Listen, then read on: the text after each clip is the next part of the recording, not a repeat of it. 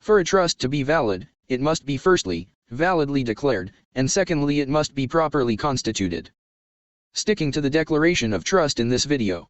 For a trust to be validly declared, 3 certainties have to be proven beyond doubt. These being the certainty of intention, the certainty of subject matter, and lastly, the certainty of object. Starting with the certainty of intention. It is the words on the trust document that are used to assess whether the maker of the statement, i.e., the settlor, intended the formation of a trust. Put simply, the words in the trust document have to infer enough certainty so as to indicate the settlor's such intention that he or she intended nothing but to create a trust. In re Hamilton, the court considered the words used in the trust document.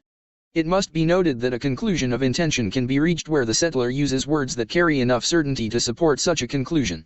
The words like must, is to, ought to, I hereby direct and similar words are the examples of words that infer enough certainty to support the conclusion of there being an intention. On the other hand, precatory words, such as, I am confident that he will do so and so, or I wish that he will do so and so, in full confidence, it is my utmost desire and similar words that indicate lack of authority, do not infer certainty of intention. As clarified by Re Adams and Kensington Vestry, the precatory words fail to infer certainty of intention to effect a valid declaration of trust. Couple of examples here to understand these contrasting concepts. In the first example, A says, my property to be to hold it for C, until she becomes 18. This has enough certainty because the key word here is to, which shows authority. Now, in the second example, A says, my property to be in the hope that the will give it to C. This lacks authority and therefore lacks certainty of intention. Moving on to the certainty of subject matter. There has to be certainty as to what exactly did the settlor intend to create a trust on. In simple words, the trust property, i.e., the subject matter has to be clearly identified. Here are a few examples to understand this better. In our first example case, the bottles were to be specifically separated from the rest of the bottles. Failure to do so meant that the subject matter was unclear.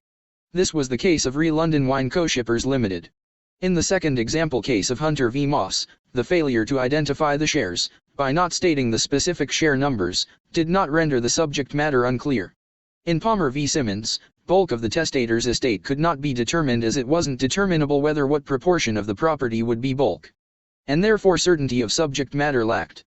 In Re Gollay's case, despite the term reasonable income, the subject matter was said to be certain as the court could calculate and determine whether what would reasonable income be. The term residuary estate lacks certainty at the outset, however, once the property is given out and residuary estate is determined, only then can the certainty be achieved. Coming to the last of the certainties. The certainty of objects. In order for a trust to be valid, it must be clear whether who the trust is for.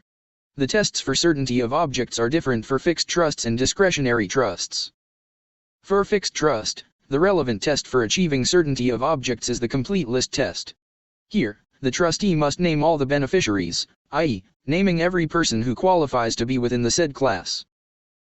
The certainty of objects test for discretionary trusts is the is or is not test, which is also referred to as the any given postulant test. To satisfy this test, the court must be able to say with full confidence whether a given person falls within the class of the intended beneficiaries or not. For this, a complete list is not to be given.